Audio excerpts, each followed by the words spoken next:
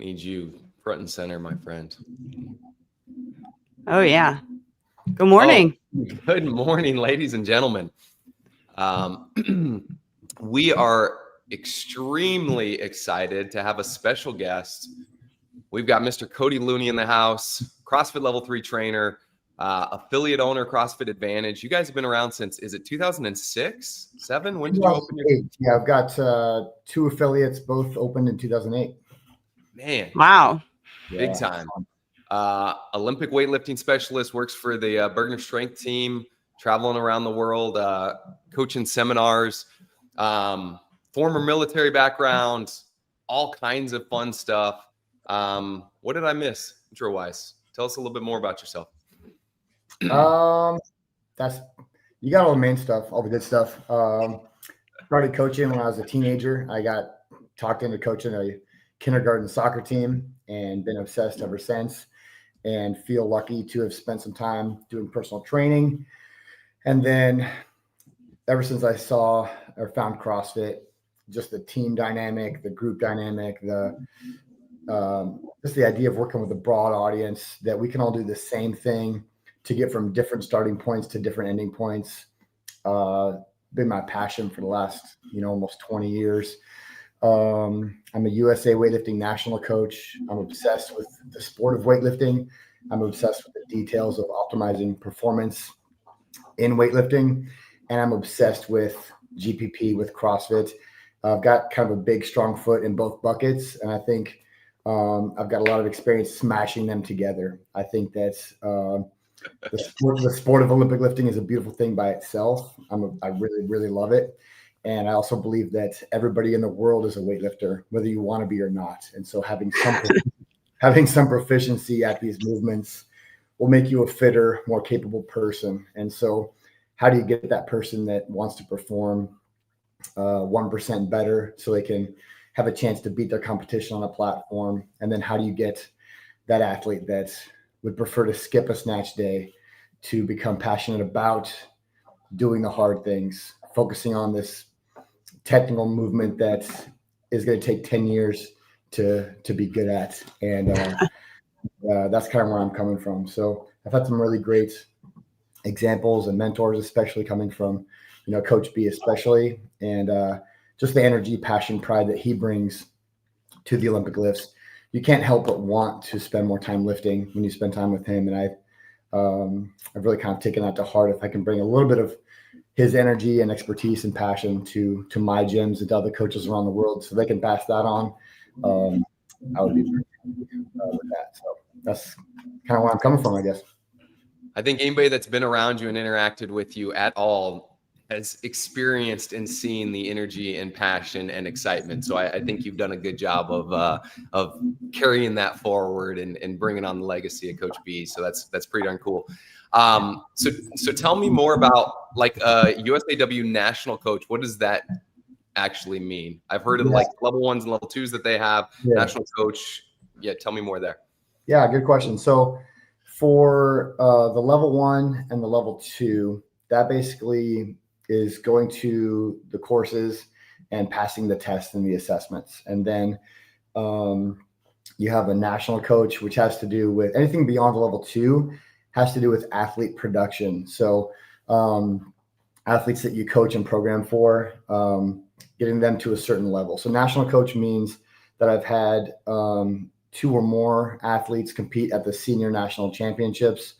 It could also be a combination of some junior athletes, or I think maybe even youth athletes at the national level would count towards points. I think you might need like 4 or 8 of the youth. I can't remember for sure. It's changed a little bit, but anyways, anything beyond national coach has to do, or beyond level 2 has to do with athlete production. So we don't have a giant team. We've got kind of a nice medium-sized team. And we actually have a couple national coaches at my gym and on my team. We've got a decent amount of national level athletes, which is really cool. That's actually really, really good lifting. Beyond that, there's an international coach and then senior international coach. Basically, your senior international coaches have produced an Olympian, somebody that's going to be competing at the World Championships, at Pan Ams, at that level. So Still got room to grow, which is exciting. So I guess I'm kind of right in the middle of maybe a long-term progression there. So. Hell yeah. That's awesome. You made mention earlier that you like to smash together, and I love that terminology, like CrossFit and Olympic weightlifting. And so I want to dive right into that because I know the way that I approach it. We sometimes get people in the comments that, approach it a different direction. And so just in general, give me your overview and your idea of like Olympic lifting as it relates to CrossFit, like the difference between the specialists that you work with that compete at the national level versus, like you said, the people that want to skip the heavy day and that you want to motivate them and encourage them to show up on that snatch day and do their Olympic weightlifting. Yeah, for sure. I think it starts with context. Like you said, what is their goal? What's their expectation? What are they hoping to get from their training? Like, what do they want? I think I want to think about like they're gonna establish the goals. They're gonna establish where they, I'll help them assess where they are, but they're gonna decide where they want to be, where they want to go. And so context wise, when it comes to the Olympic lifts, I almost look at like maybe 3 kind of buckets. One would say I would call just like fitness and athleticism. This is the one that like everybody in the world should be touching a PVC, touching a barbell, because it's going to make you a fitter, more athletic human. The Olympic lifts, not to get too deep into curriculum, but they have like more bang for your buck in your 10 general skills than anything else you're going to see. Cardio, stamina, strength, flexibility, power, speed, coordination, accuracy, agility, balance. No other movements that you're going to see gives you more return on your investment than the Olympic lifts. The feet have to move. Your base moves underneath you. You change directions more than 2 times. There's different phases. There's multiple phases to the lifts, right? You've got a loading phase, an exploding phase, a receiving phase, and a recovery phase. How many other movements that we have multiple phases like that? Not very many. So if you have any proficiency at the snatch, I know that you're not going to have very many limitations physically as a person. So first bucket, context-wise, is just for fitness and athleticism. And there, the context, I guess, for the expectations for movement is just keeping things pretty basic. It could be broken out as basic as like balanced feet, back tight, bar close, right? If you get those 3 things, any other stuff that we add is just sprinkles on the cupcake. But if you can stay balanced, keep the back tight, keep the bar close, we'll work out the kinks of the timing, the positions, the details there over time. Cody, really quick, say that one more time. Balance. Yeah, sure. Back tight. Yeah. Bar close. Bingo. The 3 Bs. The 3 Bs. Yeah. Balance 3 of the Bs. feet, I love back it. tight, Yes. bar close. Yeah. Yes. And a lot of movements that we teach, I would say I would put the back tight first, right? Right. When it comes to the back, you want posture and angle. If we could take care of both of those, that's a huge deal. For the Olympic lifts, I think we like to prioritize the feet, right? If you can stay balanced, if you can have the feet, your base be taken care of, it's going to set everything else uphill for success. And so I actually start with the feet for the Olympic lifts. Balanced feet, back tight, bar close. That's going to get you a long ways. Then you just start focusing on the fundamentals, your stance, your grip, your positions. What are my feet doing? What are my hands and arms doing? And what's my body doing? And then kind of filling in the gaps there. And that honestly is where we really have an impact on our community is just those fundamentals. As on the Burgner Strength team, we put a lot of time at our course with that. A lot of our content is built around that. And it's kind of an oversimplification on purpose. Because let's just take the snatch in particular. It's a pretty complex movement. There are a lot of moving pieces. And so sometimes as an athlete, you don't know what to focus on with your movement, with your performance. Sometimes as a coach, you don't know what to focus on. What do I teach? What do I say? What do I look for? And stance grip position is one thing that can be perfect every single rep. As a coach, okay, where do the feet go? Where do the hands go? Okay, what's my torso angle and shin angle? Okay, get set. Look around, make your adjustments. Okay, I think we're good. And go, hold. Okay, look around, changes to the feet. Where are the hands? Where's my where are my hips, where are my shoulders. If the starting position and ending position are locked in, the chances of what happens in between getting better is gonna be high. We're just laughing. We're laughing, Cody, because on these calls we preach the static like setup position so much, and we talk about it all the time. If you can get your athletes set up properly, you're getting ahead of so many different things that could potentially go wrong in the movement. So we're just laughing because we're like, yes, this is it. You see, Ali put in the comments of like getting your setup position right is my love language. Like that is it. You do that, it's like that's 90% of coaching, in my opinion. Now with that concept, like the 3 Bs, the balance about the foot, the back tight, which we know as neutral spine or midline stabilization, and then bar close. There's a couple of things I want to dig into there, like your thought process and how you guys approach balance about the feet. I know in CrossFit, our balance about the feet, we always say heels. Sure. And I know in Olympic weightlifting, there's people that study that a little bit more and that are like, well, actually, we want the weight in the, more balanced midfoot or it's starting towards the midfoot. How do you guys approach that? And I love the fact that you said that you take a overly simplified approach to this thing and go from there. So what does balance of the foot look like for you guys? And how does that compare to what we talk about with CrossFit? Yeah, certainly. So if you kind of pretend this is my foot here, I guess, this would be like the heel pad. This would be like the pad by my big toe, pad by the pinky toe.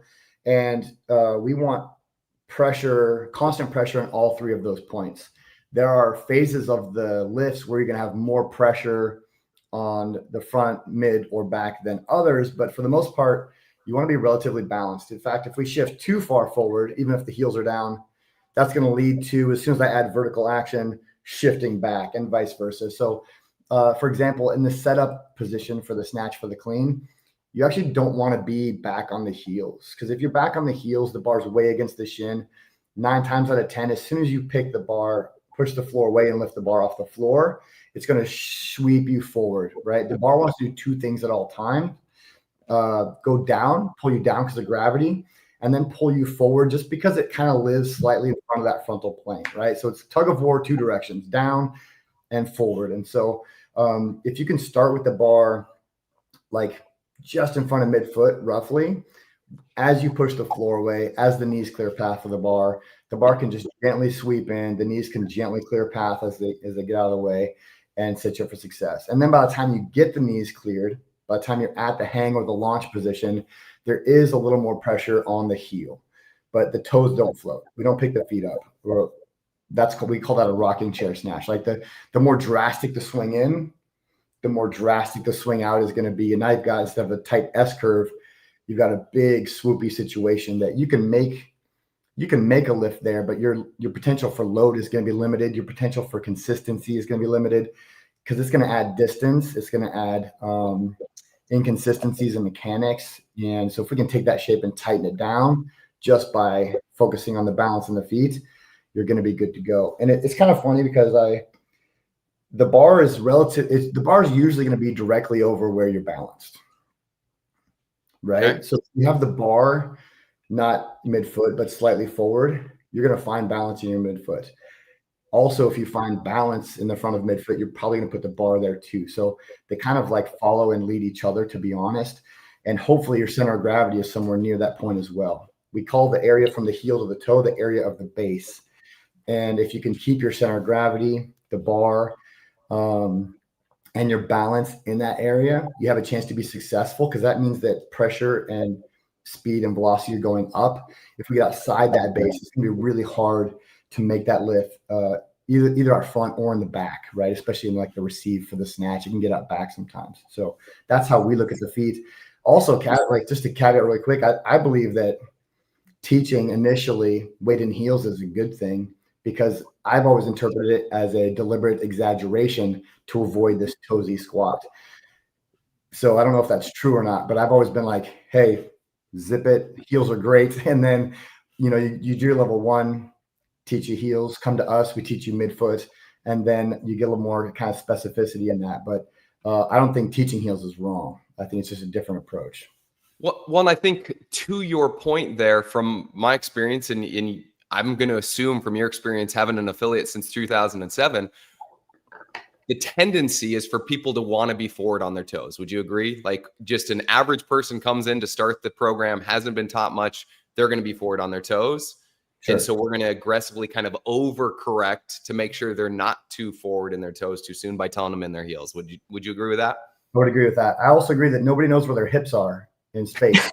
Looking. So like if you can teach them heels, the hips will find that back and down while staying focused forward with the eyes, while keeping the chest up, all that good stuff. So, I love that. Yeah. Just the connection from one body part to the next. Yeah. And so the other thing that you mentioned is like, we oftentimes talk about wanting the bar close to the shin. And a lot of times, like as the 9 foundational movements go, right, we teach the deadlift, we teach the sumo deadlift, high pull, and the medicine ball clean. So by the time we get to the clean, it's an odd object rather than a barbell. We still want the odd object close, but it's not going to be the same as a bar. So you mentioned just slightly in front of the midfoot. Would you say over like the base of your shoelaces? Yeah, that's a good question. So I would say it's pretty niche at that point, right? Like if you're making that adjustment, good on you. You've gotten a lot of the big stuff already squared away. Your people are moving good, so nice job. I like if I'm addressing the bar and I'm setting my feet up under the bar, if I look straight down, I like the bar right over top of my last shoelace, the front shoelace. Front shoelace. Okay, that's yep. Front shoelace. For me, that puts me right at the center of the ball of my foot. And at that point, my shins are, 4 inches, 5 inches away from the bar. But as I pull my hips down to address the bar, my shins go to the bar, right? So a deadlift where the hips start higher, you can set up and start with the bar really close to the shins, even against the shins. Because when you go down, the shins aren't going to be shifting forward like they do for the snatch or the clean. So, and also if you're going to be wrong, I guess, with where you put the bar, I would say maybe against the leg would be better than too far away from the leg. Yeah, and that would be the other thing that I say that I see too often is people don't take the time to really get set, and so they kind of reach down and grab the bar, and instead of over the base of their shoelaces, it's like either past the toe of their shoe or over the toe of their shoe. And I'm sure you see it the same way that I do. If they try to lift from there, there's going to be this weird like catapult where like their hips shoot up, the bar sweeps in too much, and it just kind of pulls them out of position, probably pulls them onto their toes. So yeah, I'm with you. If we're going to exaggerate one direction or the other, probably towards the shin to start with, and more than likely with people that are favor being on their toes, pulling it back more and getting them on their heels are going to help. Now, you made another mention of something that I really want to discuss, and I saw Kristin smiling about this because she probably knows where I'm headed with this thing. The setup position and the difference between like a clean setup, snatch setup, deadlift setup. Deadlift, yep. I know that there are nuanced differences, but I also know for myself personally, and I stand on this hill of like, I want consistency across the board for the majority of my athletes. I want shoulder over the bar, which puts shoulder above hips, hips above knee. And I know, like, as you made mention right there of like somebody pulls their hips a little bit lower, push their knees a little bit more forward in a true Olympic lifting setup position. And especially the case with the snatch where the grip's wider and the body has to sink lower. But all else being equal, I try to find a little bit more consistency there. And so I don't teach my mom who comes to my 9:15 class what her clean setup is versus her deadlift setup, because although she's been doing CrossFit for 17 years, she's not going to remember the difference between the two. Yeah. And so tell me about how you navigate that and manage the different there. And how do you teach that? Do you teach a clean setup for your your average Joe athletes or? Yeah, good question. I know, I totally get it. And I think here's where I start. I kind of start with my same 3 B's. Balance in the feet, back is tight, bar is close. When the grip for the deadlift is different than the grip for the clean. The grip for the deadlift, you're going to be almost as close as you can to those legs, because the longer the arms, the better for your back. And so and then for the clean, you're going to go about 1.5 thumbs wider than the knurling. This is going to make for a tighter bar path, a quicker turnover, and a bigger, stronger rack once you turn over into the receive position in the front squat. And then for the snatch, obviously you're going out wider to your overhead squat grip. So if you focus on what you need which is balanced feet, or back tight, bar close. When you widen the hands, the shape is going to just sink down a little bit. And so I don't really talk about it in detail as far as like, okay, team, remember for the deadlift, the hips are high, it's posterior chain. And then for the clean, it's different. All I do is like, hey, get set. All right, nice job. Hey, hips down 1 inch, hips down 1 inch. Everybody shift forward. And then I go from there. So I just talk about what's the same, what they are. Like you said, when you pick things off the ground, whether it is a medicine ball in the med ball clean, whether it's a sandbag, whether it's a barbell, whatever it is, balance feet, back tight, bar close, get that first. And then what adjustments do I need to make to get to this maybe slightly unique position? So, all right, get set, eyes straight ahead. And eyes straight ahead is important for the clean too, where it might not be for the deadlift. For the deadlift, you can see a world record, eyes up, world record, eyes down. For the clean, you will not see a world record with the eyes down. You want to have your proprioception locked in. Also, the hips will be lower, so it's not a compromised position. But the Olympic lifts are about athleticism and timing and pulling under. If you don't have a focal point for your eyes, you will not trust where your body is in space and time, to where when you leave Earth, you will not be aggressive finding it again. And so for the clean, you cannot have that, chin like you're holding an apple. That neutral spine that you want for the deadlift is not what we say for neutral head for the deadlift, for the clean. I'm sorry. For the clean, you want the eyes straight, locked in. Some people can be down a little, up a little bit, but for the most part, straight ahead is going to be kind of home base there. So that's how I addressing the bar. Also, maybe my team today they're looking really good. Like all of the little stuff is really taken care of. I might take 30 seconds and get nichey with the setup. Hey, let's talk about this really quick, because I'm seeing like just a couple things. Like we could break it in sometimes, but I don't know that I would always make it a thorough part of the checklist, but finding some ways to get it in somehow would be really, really valuable. And you'd mentioned that before when we were talking about where the bar is going to be in relation to like your shoelaces, and you'd mentioned like, yeah, that's getting pretty niched down. And if that's what you're focusing on, then like you're doing a pretty good job. Like everyone's doing pretty well. Yeah. And the pitfall or the challenge I see a lot of coaches have is that ends up being the main thing they focus on at the expense of all of these other things that are not happening, because maybe they watched a video or they read something or whatever. And it's like, okay, we've got to play with that, like neutral, like where are your knuckles facing and where's the spark? And it's like, all the other big rocks in the jar are not being taken care of. So I love the fact that even at, this specialty and this level, it's still like, no, we've got to have the basic positioning down correct first. And then we can start to like fine tune some of these other positions. Yeah, absolutely right.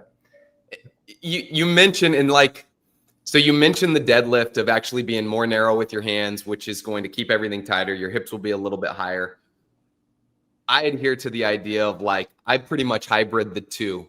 Like I'm not a pure deadlift where our hands are close and our hips are high. And I know that shortens the range of motion, all the rest of that stuff. You mentioned a little, like a thumb length and a half away from the knurling. We go about a thumb's length away from the knurling. And so that puts our hips a little bit lower than like a powerlifting deadlift. But I'm like, this is a happy medium in my world. And if I can get my athletes consistent there, deadlifting like that, and then therefore able to clean from there, and obviously snatching is going to be a little bit lower, I'm like, that's a win. And I want consistency across the board. So that's a huge win. Yeah, I think it sounds like we're on the same page there. Although we know there's nuanced difference, not every athlete needs to know that. And to Kristin's point and your point of like, we've got to have the basics down before that becomes a thing. Yeah. So can I just add one thing real quick? So all of this is still, in my opinion, falling in the bucket of like fitness and athleticism. All of this is like just the basic, like, hey, let's get regular people doing the lifts, because you are a weightlifter, whether you know it or not. No matter what your sport is, no matter what your training methodology is, weightlifting should be your second sport. And I believe that is true with even just CrossFit standalone. If you're a CrossFitter, your secondary mission in life is you're a weightlifter, because it's just going to carry over so well. If you play volleyball, man, learn how to jump with a barbell on your hands. You're going to be more explosive up at the net, right? Whatever your sport is, having a base in the Olympic lifts is going to make you more athletic. Second bucket moving forward would be what I would consider performance. This isn't somebody that wants to maybe compete in Olympic lifting, but they want to compete in CrossFit. They want to do a local competition. They're at the point where like fitness is a big part of their lives. And now they're chasing some performance goals. Like, I'd really love to PR this year. I'd like to chase this. So they're chasing this performance carrot, knowing that that's going to give them all these health and fitness benefits long-term. So at this point, they're looking at some of these maybe smaller, more detailed things for performance, improving capacity or skill at a weak point in the lifts. And then the third bucket, I would say, is competition. This is someone that's going to take their lifts and they're going to go onto a platform. And I think sometimes this demographic, we look at, oh, this is only the people that are super serious. This only the elite lifters that want to put on a singlet and go compete. And I don't know that there's a distinction between how long you've been doing fitness, performance, competition. Everybody can do all those things. But when I look at it, it just changes my context for how I'm going to try to connect the material with you, right? So if we're looking at like timing between attempts, if we're looking at percentages, like what can you make for your opener? Like what's our strategy? That means that you and I are in competition phase of working together. If we're in performance, we're looking at how do we get stronger, faster and things. And then the fitness athleticism, it's like, dude, can we move decently? If I stand across the room and watch you snatch, does it look like, hey, that's a snatch? Things like that. So those are the three buckets I kind of like put my context in, and it might even ebb and flow. Like I have some of my competitive weightlifters that they're not full-time weightlifters. They like to take time off. They like to compete in CrossFit. And so even the way that you work with them in the off weightlifting season is very different than how you work with them getting ready for a competition. And so when you asked at the very beginning, what's the difference between coaching weightlifting for weightlifting and coaching weightlifting in CrossFit? For me, it starts with getting a context of what is this person currently working on? Where are they with their intention, and making sure that I meet them and match them there so that all of my guidance is appropriate for what they want right now. I love that. Yeah, I think having context and knowing what someone's goals are is going to dictate how you coach them. Now, I'd be curious to know, like, if you're coaching, so say they show up to your 5:30 p.m. class and they are somebody that you know is a competitive weightlifter and at some point wants to, but they're in class just doing the general CrossFit class. Yeah. Do you change your overall teaching to the group, or do you teach the basics, the general to the general pop that's in there, and then like in between sets or like the one-off, you walk over to that person and be like, hey, remember, we're working on this, which might be a little bit more nuanced? Probably the latter, but I wouldn't maybe change what we're working on. I would just maybe hold them to a little higher standard, or knowing this athlete, I know that they consistently do this well, but they consistently have had a hard time with this. So for that person, I would just put more emphasis on this. Whereas for the class, I'm just looking for, strong off the floor, aggressive through the middle, and actively displacing themselves under the bar. Man, if you get those three phases, we're locked in. But then for that athlete you're talking about, hey, their turnover has been slow. They've been leaving the bar out front as they pull under. And so just working on, the turnover refers to turning the wrist over the elbow. So completing the turnover, being aggressive with the hands. So finding something niche there, either with the hands or with the bar path below the shoulder that's going to affect where it ends up. I would pick one thing there and focus on that with that athlete. I might not even check in and say, hey, remember, for you, here's our mission today. But I might just watch how they move with that filter in mind. And then early on, give them feedback relative to or relevant for that fault. Cue and correct it accordingly. Yeah. Yeah, exactly. Love that. All right. We've got a ton of great questions in the comments here, but I've got one more personal question that I'm going to ask for you before we dive into these questions from the audience. All right. You made mention, like, first thing when you were talking about the Olympic lifts, that the feet move, right? They go from your jumping position to your receiving position. I'm speaking about myself. I'll say that I know that there's certain athletes that keep their feet in one place, and that is me when I snatch and clean and jerk. I start a little bit wider just because inevitably, as the weights get heavier, my ability to get into my receiving position appropriately doesn't happen the way it is. What would you tell somebody like that. Is that appropriate? Should they go back to the basics and really work on being able to transition their feet from that jumping to that receiving position? Is it all right? I know I've seen high level lifters, but clearly that is not me. So, so tell me what you would recommend if you're coaching me in that, and if you had athletes that were seem to be better that way. All right, Todd, I'd probably say great job. You're just not as good as you could be. You know what I mean? I've heard that a lot in my life, so I'll take that. That's most of my athletic career. Like, wow, you should be way better. Here's solid coaching cue, Cody. Solid. Let's talk about the feet. I can talk about the feet for a long time, but I love this question. There are two reasons that you move the feet in the Olympic lifts: speed and stability. We don't move the feet for mobility. It's not a mobility thing. It's not that we're moving to create room for the squat, right? So sometimes you see athletes that they're like, well, I have good mobility, so I can actually just squat where I start. And that's good for you. That's great, but you still need to move the feet for speed and stability. Also, if you're starting with the feet too wide, I'm more that way. We aren't getting the drive on the bar that we could be getting. If you don't move the feet in the Olympic lifts, that tells me that you are limiting your ability to pull under appropriately, because there are two energy sources for the Olympic lifts: the ground itself, and then the ground, and then the bar itself. So we use the ground to push into until we clear the knees. Then we jump and drive against the floor, which builds speed and height on the bar. That height buys us a millisecond of time. That millisecond of time, when you're in the air, you can no longer use the floor as an energy source. The only opportunity that you have is to put pressure on the bar to pull yourself down and around into position. So if the feet don't move, I would argue you are probably using the floor too long, not pulling under at the right time, possibly. And you're just losing your potential to get under the bar as quick as you could. So we move the feet for speed and stability. By moving the feet, just because that's how triangles work, you get under the bar faster. By starting with the feet under the hips, you get more vertical drive on the bar, more height on the body. And then by pulling under into your squatting or receiving stance, that's your most stable stance to squat, to hold a heavy bar overhead. So I would say there are exceptions. For sure, there are exceptions. I've seen some athletes where you jump the heels, but the toes kind of stay on the floor.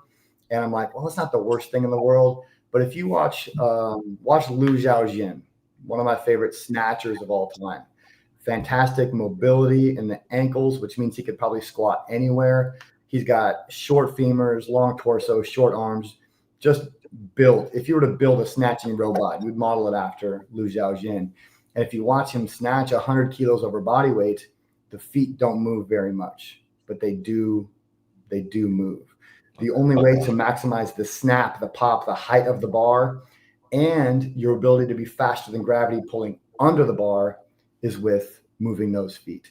So I would say drill it, practice it. Every day that we snatch, we're going to spend a minute or two on the footwork, moving the feet for speed and stability. We're going to start in the jumping stance. We're going to feel balance and strength pushing into the floor. We're going to walk out to the receiving stance. We're going to test out some squats. So you trust that bottom position. You got to trust it statically before you push it dynamically. Then we're going to jump and land, jump and land, jump and land. Then you put a bar in your hands and kind of go from there. So those are the reasons that I think moving the feet are pretty vital for the Olympic lifts.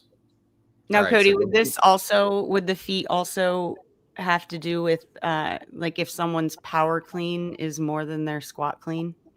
Possibly it could be moving the feet too late. So, like now it's just a pull up movement. I would also look at their front squat, right? Obviously, if their front squat isn't leading the way for their clean, it's never gonna you're never gonna pull strong and tight into a muscle up if you don't trust your ring dip. It's very similar with the clean, right? If you don't have a rock solid receiving position, you're never going to pull into it aggressively. And so what's their front squat? And then I would say, what's their 1 1/4 front squat? The clean is kind of a rodeo of a front squat. It's a front squat from the ground. So if things get a little imperfect, if they get a little jostly, a little bouncy, do you have the confidence to know that you're going to handle that? We like to say whatever your 1 1/4 front squat is, that should be the same as your clean 1 rep max. It's not good or bad if it's off necessarily, but it's a good gauge. If my 1 1/4 front squat is higher than my clean, I know that I had either a technique issue, capacity issue on the way uphill. If the reverse is true, I know that I either need to get stronger in my front squat, or I'm probably front squatting in a way that doesn't carry over. I'm really static and slow pulling down. But if you use that dynamic 1 1/4 to bridge the gap between the two, that can help out quite a bit. So if you're power cleaning, 1, I love that you're cleaning. Good for you. Thanks for coming. 2, that's on me. We need to get your front squat up. Make sure that we get more exposure to the front squat so that next time we power clean, or that next time we clean, you feel confident receiving it deeper and deeper. And when you say 1 1/4 front squat, what exactly do you mean by that? So you start at the top, it's going to be a bounce, bounce, stand. So just a double bounce squat. And that bounce could be, double bounce. The quarter might actually be below parallel. It might be at parallel. It might be a halfway up, depending on kind of like your sticky point. Like, you'll know when to bounce back down again. But, and just a caveat, if anyone has, arthritis or bad knees, that's not the best drill for you. A pause front squat would be an equivalent. So similar action, but static versus dynamic on those knees. And then to back up on the clean for the footwork, I would say for the athlete that's power cleaning, is it because their feet, as the bar gets heavier, are going wider and wider, like a starfish? Yeah, that's not a capacity issue. That's a skill issue. In my opinion, when you see snatch, clean, and jerk on the board, I think often we're obsessed with, it's a strength day. If for sure it's a strength day, but it's a skill day. This is our coordination, accuracy, agility, balance training, which is improved through practice, not training. So this is why having some kind of ownership or control of what are my loads. It's not always heavy for today, right? If you're always chasing heavy weights, you're to a point, your weight is going to dictate your movement. And what we really want to teach our athletes is that their movement dictates load. And so if you let the athlete get away with feet out, that's a short, you're on a cul-de-sac when you could be on a freeway as far as your development and potential for the clean. And so back up, take a couple weeks, rework it. You're going to be good. I've seen probably more common with longer legged lifters, longer femur lifters. They're like, dude, the squat's hard for me. So what if I skip it? And they can see progress with the power pretty quickly. And, but they're limited. They're stuck. They don't move much. They don't get much better they can be stuck there for years if they don't rework something. So capacity wise, training and trusting the front squat.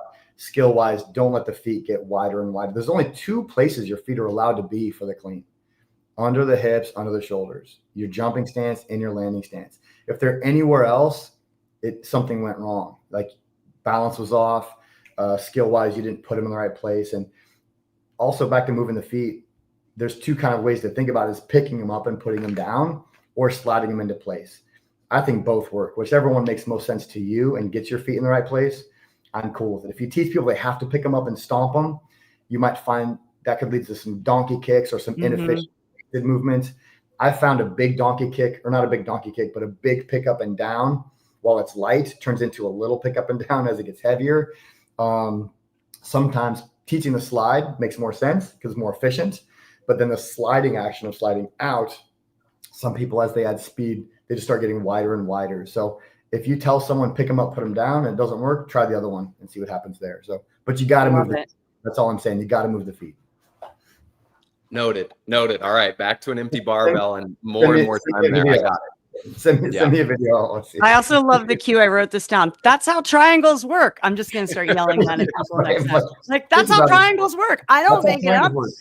Yeah, like coming off the floor, you don't pull the knees back because that's going to pop your hips up. But if you push the floor away, your knees will clear path, because that's how triangles work. That's how triangles work. All right, let's get into some of these questions. Yeah, it's just geometry. All right. Yeah. First one from Jens here. There is constant discussion if high rep, high volume Olympic weightlifting movements are favorable. As CrossFitters, we have an answer to that. But as a weightlifting coach, what do you think about that? So obviously, in my opinion, the proof is in the pudding. We've seen some pretty impressive results based on the way that we train Olympic lifts. Yeah. Are you on board or not on board? I like to do everything. I'll do anything. I'll do it all. If it exists, I want to be good at it, right? So again, it depends on context, in my opinion. Okay. High rep volume Olympic lifting is not inherently good or inherently bad. It's not inherently favorable or inherently dangerous. I'll tell you. So you go back to your 10 skills: cardio, stamina, strength, flexibility, power, speed, all those 10 skills. The only two that you don't really get a ton of with the Olympic lifts is cardio and stamina, until you do complexes, barbell cycling, you do brace, you do Isabel, and that's how you bring your metabolic pathways to the Olympic lifts. I think it's a fantastic way to improve athleticism and fitness and skill. What we found is the better your 1 rep max optimal technique is, the more capable you're going to be when it comes to barbell cycling. So barbell cycling is one of the best expressions of fitness and of the Olympic lifts, in my opinion, but it's not necessarily going to improve your ability to sharpen your 1 rep max, right? Your 1 rep max, that's like being a sniper versus a stormtrooper. That is your technique that's going to, like, when things are controlled, you have time, one perfect lift, that will improve your ability to make deviations in a workout where there's barbell cycling. Like, take Randy, 75 reps at 75 pounds. If your Randy looks the same as your 1 rep max technique, you're wrong on one end or the other. Because it depends on what it looks like, on which end you're wrong. It depends on what, like, they're not going to be the same, right? If there's regionals Randy 2015, watch that regionals video with Neil Maddox, Dan Bailey, Josh Bridges. No, in the heat of 10 people, no one's doing it the same, but no one's doing it the same way they do their 1 rep max. Right. Either like some people, they start, the 3 things that modify is, do I move my feet? Where does my grip go? Where do my hips start? And depending on your capacity, I think Neil Maddox does all 75 unbroken with the hips high with an early arm bend. I think he might win. I can't remember for sure. Yeah, something like that. The worst snatch in the group, but he wins. So anyways, I think that multiple reps is important. I actually consider complexes barbell cycling. We do barbell cycling either for technique improvement, strength and durability improvement, or for conditioning. When it's higher rep, when the conditioning is the focus, you will see a deviation in technique. I would say if you're preparing for a weightlifting meet, barbell cycling might not be your best friend, just because of the movement pattern that you're reinforcing might not be the same thing that you want to see on a platform. But I would say for fitness, for performance, high rep Olympic lifting is extremely favorable. It's going to give you things that, so what's a similar time domain to Grace? Like a 500 meter run, 500 meter row, maybe. You'll get things out of doing a 2-minute Grace that a 500 meter row does not give you. Can you maintain skill under fatigue? That stuff is really important. Like, everybody can go hard when there's no skill requirements. Like yesterday at my gym, we had a workout that was burpees and bike. It was awful and awesome because you didn't have to think at all. Yeah. Unfortunately, not all of life's tasks are thought free. There are some times where you have to focus on 1 or 2 things and push capacity. And that, because you can make the same argument for high rep gymnastics. Oh, this is silly. We shouldn't be modifying technique a little bit to get multiple reps. And I think that's, I don't believe in that. I think high rep Olympic lifting definitely has a place in fitness. I think it's definitely favorable for improving skills. I think maybe appropriate scaling is the linchpin there to make sure that it's going to be safe, effective, efficient, versus not getting me to my goals or maybe creating bad habits. Love it. Here we go. So, can you talk about Olympic lifting for our legends or 60 plus athletes? I know I've watched enough videos with Coach B working with what's he call them, the geezers, right? Something like that. Yeah. I think I'm a geezer in training. Every 5 years, I'm like, am I a geezer yet? He's like, you're not even close. But 60 plus, the geezers, love it. So your 60 plus athletes should for sure be doing the Olympic lifts still, but they might be doing a little bit of a different version. The Olympic lifts is when it comes to scaling, one thing changes for the Olympic lifts, in my opinion. If you look at like a back squat or a push-up or other movements, the things that we're going to scale are load and maybe reps would be kind of like the first things we look at. But the Olympic lifts, the first thing I actually scale is range of motion. So I'll start higher and I'll receive higher. So everybody can do a high hang muscle snatch, a high hang power snatch, because you eliminate the range of motion on the way up. You eliminate the range of motion on the way down. But what you have is the timing, the rhythm, the athleticism, the moving of the feet, all the good stuff that the Olympic lifts give you, and you can do it safely, right? So I would say starting higher and receiving higher is where I would start. I'd also start with drills to enhance skills. We use the Burgener warm-up and the skill transfer exercises as a prerequisite to the snatch. This is where you take a complex movement, you break it into 10 pieces. If you can do those 10 pieces, I know that when we go to snatch, it's going to go well. So not only is it going to get your body physically warm for the task, but it's going to build the pieces that you need for the task.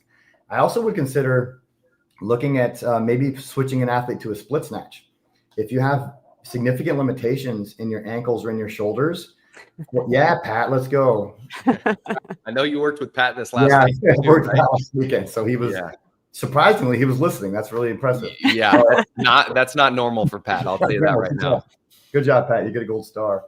The split snatch is a really great option because it can get you deeper under the bar without any compromise to the torso angle, which means if you have tight shoulders, tight ankles, you can still be successful with the lift. It's still a legal lift on a platform too.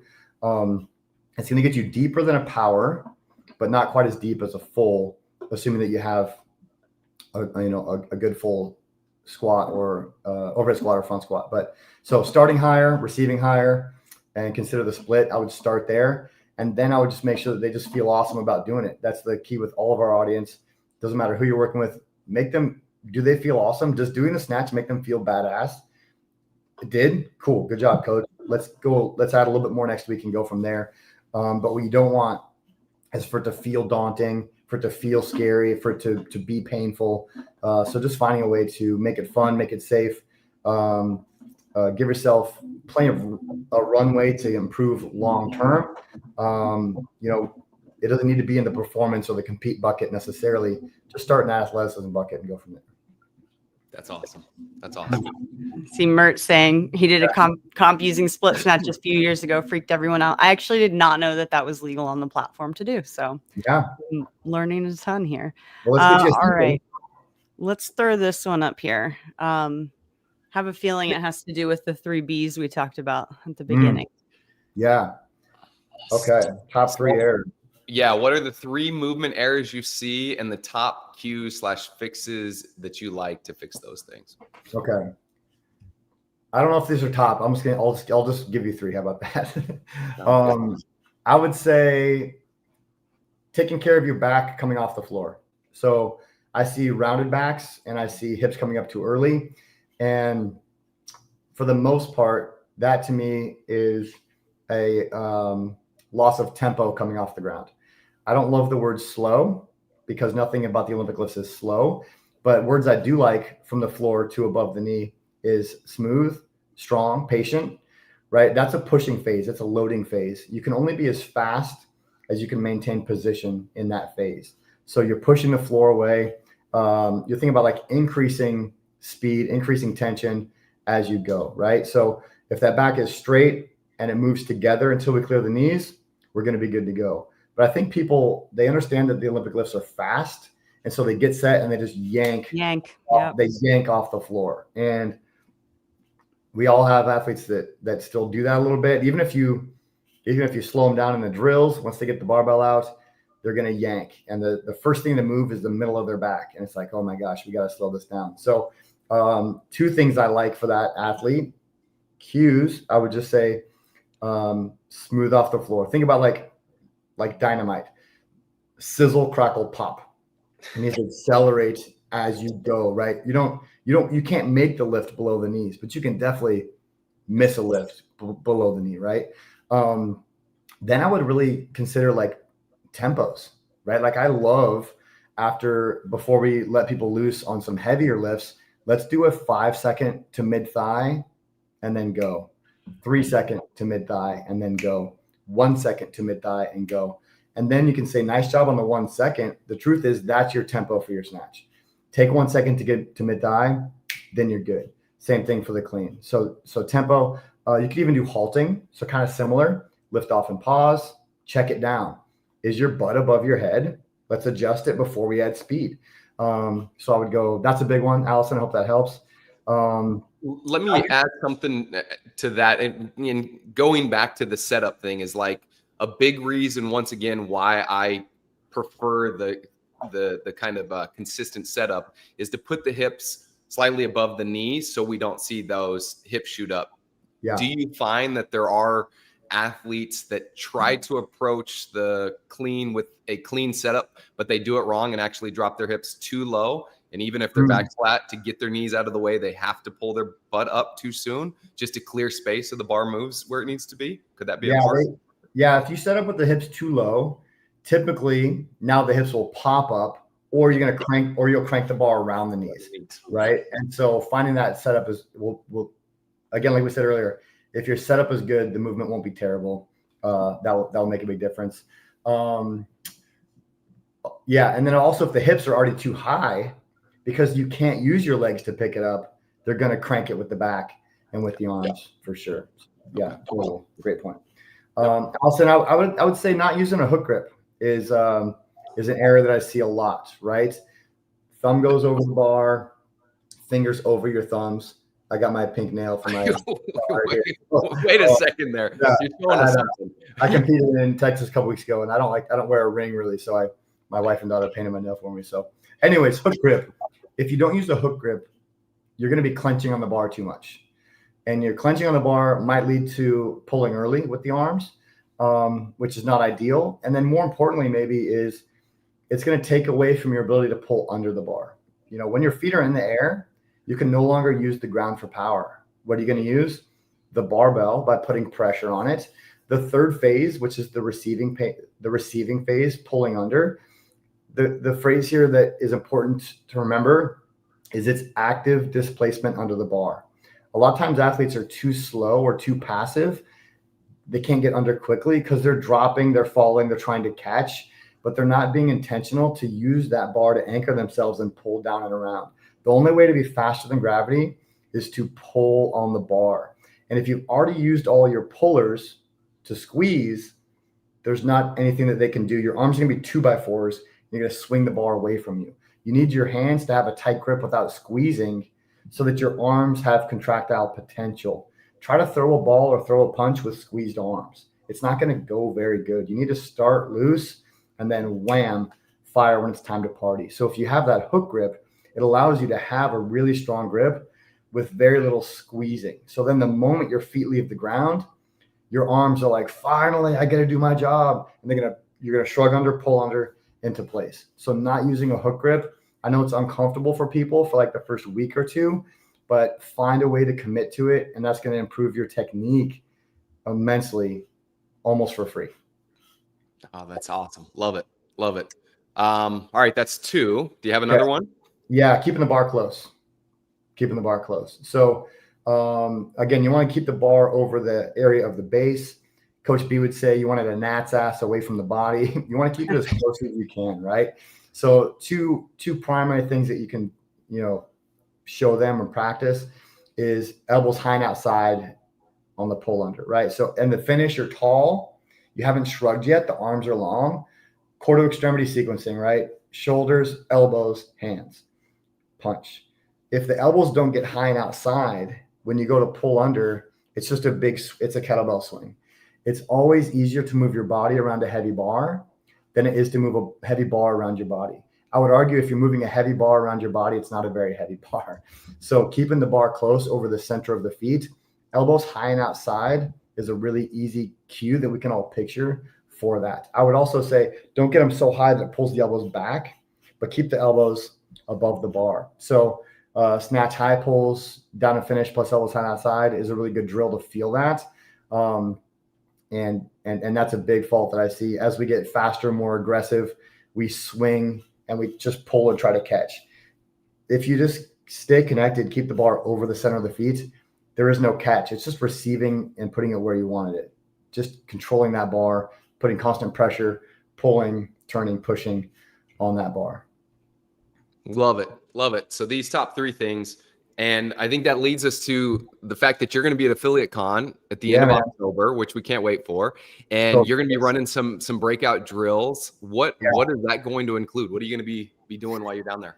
Yeah. So I'll be doing 2 things. First is running a lifting session. And so basically like just a chance, 2 things. One, you come to Affiliate Con, you want to do affiliate stuff. What's one cool thing we do in affiliates?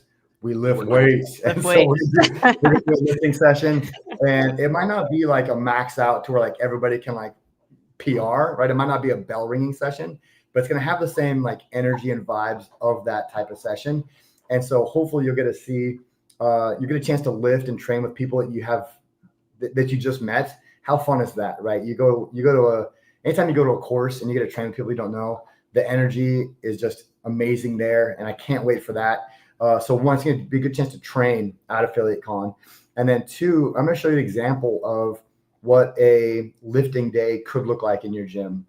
I think sometimes people really obsess about programming and things like that. And I think it's important.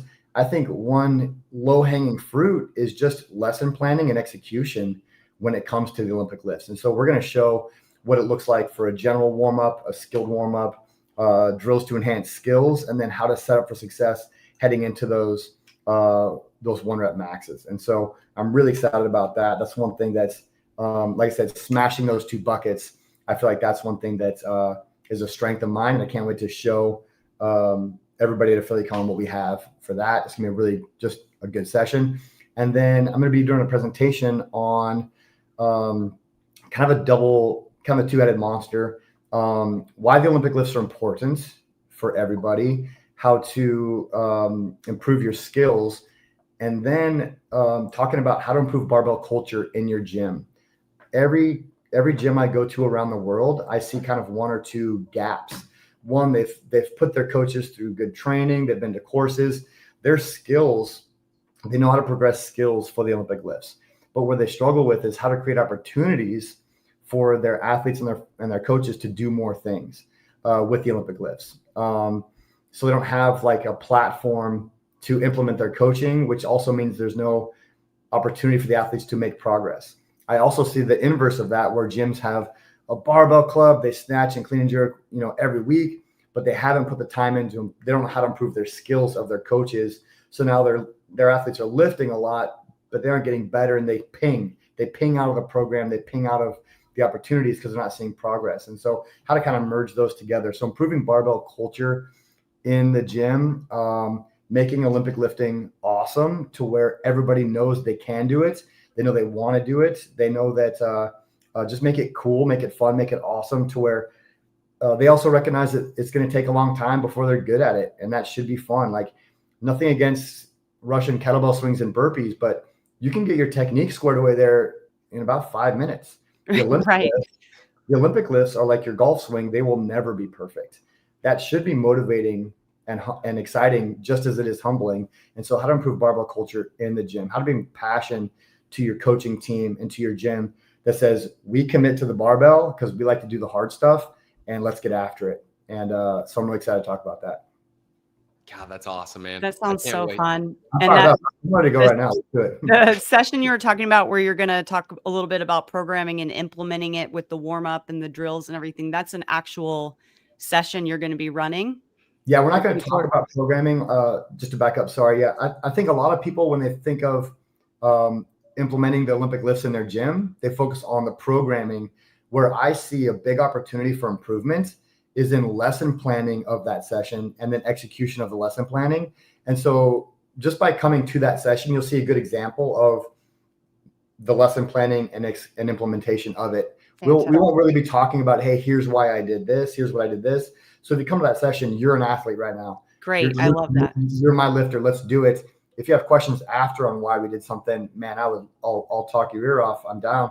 But the idea here is take your coach hat off for a second, be an athlete. Let me coach you. Let's have some fun and kind of see how it goes. So it will be a good example. It will be a good example of lesson planning and execution but it's an opportunity to train, get some cues and corrections. Because as coaches or even leaders in our gyms, how often is it that we get less cueing, less coaching? So for anyone coming to Affiliate Con, I know you're a coach, you're an owner, you're an athlete. You're all in. You're a leader and an example in your gym, whether you know it or not, which means you're probably getting a little less feedback. I'm here to give you some feedback. Let's have some fun. Oh, I can't wait. It's going to be so much fun. Yeah. I'm fired up. Well, Cody, thank you so much for your time, man. This has been absolutely awesome. I love talking the nuance of this stuff and hearing your opinion. And even though I've got to go back to the empty PVC pipe for my snatch and clean and jerk, I think I'll take it, man. So thank you so much for your time. Where can people find you outside of Affiliate Con? They're going to be there picking your brain, but if they can't make it to Affiliate Con, how can we learn more and get access to you? Yeah. You can contact me on Instagram anytime, at Looney Cody. Send me your pictures, send me your videos. Say, hey, why do I suck at the snatch? I'll tell you my opinion. If you have an issue with an athlete, like, hey, I can't fix this, send me a message. I'd love to help you out. Burgner Strength courses around the world. Go to burgenerstrength.com. We've got our level 1 and level 2 courses around the world. If it's not me coaching, or send me a message, ask me which one I'll be at. I'd love to meet up with you and work with you. If not, we have an amazing team around the world teaching people how to teach and perform the Olympic lifts safely, effectively, and efficiently. And it's a beautiful thing, taking Coach B's material, his guidance, and fixing the world one snatch at a time. So check out a course there. Come check it out. Even if you've been to it before, come again. You'd be surprised. Like, every time I teach that course, I learn something. Like, you never know enough. You can never move perfectly. Same thing. So check that out. Send me a message and I'll see you in Texas. Awesome. Thank you so much. Thanks, Cody. We'll do it again soon. See you guys. Yep. Thank you for checking out this episode of the Best Hour of Their Day podcast. Now, if you're a coach who wants to coach more effectively, impact your members, and advance your career, then the Knowledge Pro is the next step. Inside, you'll get hundreds of coaching videos, weekly calls with level 4 coaches, and direct feedback on your coaching. From homework reviews to full class breakdowns, we do it all. This is the best way to grow as a coach and take your skills to the next level.